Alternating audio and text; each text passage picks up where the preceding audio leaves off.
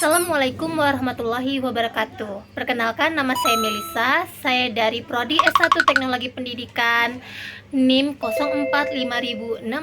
Saya berasal dari UPBJJ Kota Palembang.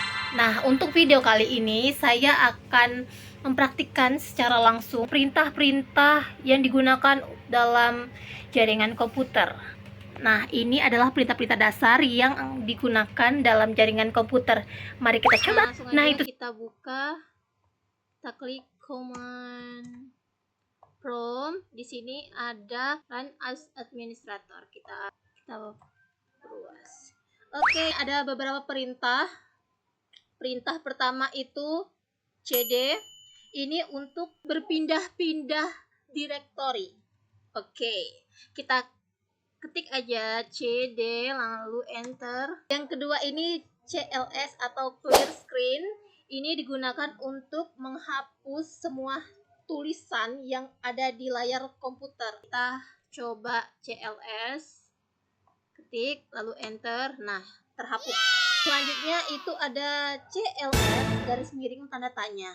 Nah, ini digunakan untuk menampilkan file bantuan untuk perintah CLS, memberitahu kita bahwa CLS membersihkan layar. Nah, ketik aja CLS garis miring tanda tanya. Oke, lalu enter. Nih, CLS, bahwa CLS ini sudah membersihkan layar kita. Selanjutnya ada dir garis miring tanda tanya. Ini menunjukkan file bantuan untuk perintah direktori, memiliki lebih banyak konten daripada file bantuan sebelumnya yang ditampilkan. Ya udah, kita coba aja langsung dir garis miring tanda tanya. Tanda tanya, enter. Nih, lihat ya tampilannya seperti ini. Oke, kita beralih ke perintah selanjutnya. Selanjutnya itu ada ipconfig. ipconfig digunakan untuk menampilkan informasi seperti IP address, netmask, gateway, hostname, bahkan lama waktu sewa IP address pada network adapter yang terpasang pada komputer kita. Oke, kita coba ipconfig. ipconfig. Enter. Nih, tampilannya kurang lebih seperti ini. Ini medianya, segala macam koneksi kita, IP address yang kita gunakan. Kita beralih ke perintah selanjutnya, yaitu ada ipconfig garis miring all.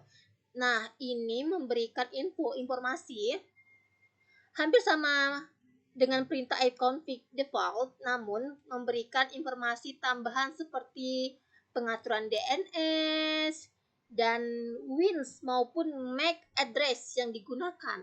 Kita lanjut ke ipconfig. ipconfig garis miring all.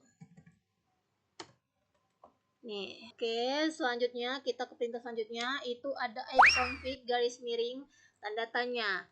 Nah, ipconfig garis miring tanda tanya ini digunakan untuk menampilkan semua bantuan terkait dengan perintah ipconfig. Perintah ini semacam kamus yang memberikan panduan penggunaan jenis-jenis dari ipconfig. Selain itu, kita juga diberikan contoh-contoh dari penggunaannya. Coba kita ya, ipconfig garis miring tanda tanya. Nih. Nah, bisa kita lihat ya di sini bahwa kayak Nah, ini bisa kita lihat ya garis ini.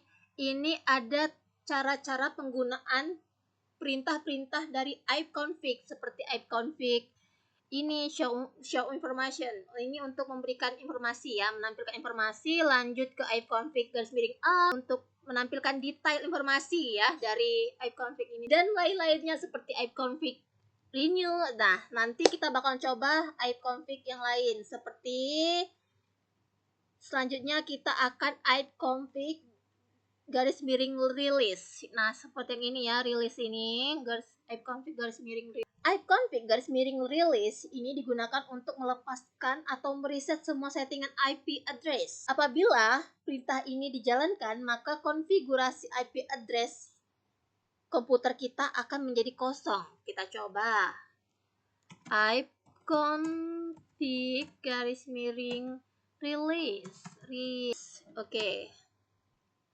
Nah, kurang lebih seperti itu, dan lihat jaringan yang digunakan itu hilang. Oke. Kita ke ipconfig garis miring renew. Ipconfig garis miring renew ini digunakan untuk menetapkan alamat IP pada semua adapter jaringan, di mana koneksi ini akan mengambil nama koneksi secara spesifik. Kita coba ya. Kita coba klik ipconfig garis miring renew. Oh, nah garis miring renew ya. Kita naik ke atas. Ini tampilannya. Selanjutnya, masih dari perintah ipconfig, ini ada ipconfig garis miring display DNS. Nah, ini digunakan untuk menampilkan domain name system atau DNS, termasuk localhost koneksi. Kita coba. Ipconfig garis miring display DNS. Enter. Wah, seperti ini ya tampilannya. Ini menampilkan domain name system atau DNS, termasuk localhost koneksi yang kita gunakan. Nih, seperti ini. Nah, selanjutnya itu ipconfig garis miring plus DNS. Nah, ini digunakan untuk mengosongkan atau mereset DNS change. Oke, kita coba. Ipconfig garis miring flash DNS. Coba. Berhasil di flash. Ini ya. Selanjutnya ada ipconfig garis miring register DNS. Nah, perintah ini digunakan untuk mendaftarkan komputer kepada DNS server terdekat. Coba kita ipconfig garis miring Windows IP info. Oke. Udah, ini error. Nah, error guys ya, nggak apa-apa lah ya. Selanjutnya itu ada ping. Ping ini adalah perintah yang digunakan untuk menampilkan berkas bantuan untuk perintah ping. Kita coba. Tik ping. Nih. Tampilannya seperti ini. Nah, selanjutnya ada nestat. Nah, nestat ini digunakan untuk menampilkan informasi statistik koneksi jaringan dari dan ke komputer yang sedang dipakai. Oke, kita coba. Netstat. Benar?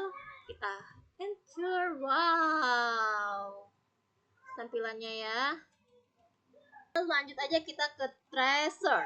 Nah, tracer ini digunakan untuk memberikan informasi dari rute yang dilewati oleh paket untuk mencapai tujuan. Oke, kita klik tracer. Enter. Nah, tampilannya seperti ini. Ya. Ini adalah informasi dari rute yang dilewati oleh paket untuk mencapai tujuan ya. Oke, selanjutnya kita perintah pathing. Nah, perintah pathing ini digunakan untuk mengukur network latency dan network loss. Kita coba pathing. Oke, lanjut. Nah, tampilannya seperti ini. Selanjutnya itu ada NS lookup. Digunakan untuk menampilkan informasi tentang nama DNS dan alamat IP yang sesuai dan dapat digunakan untuk mendiagnosis server DNS. Lanjut aja kita ketik. Nah, lihat ya.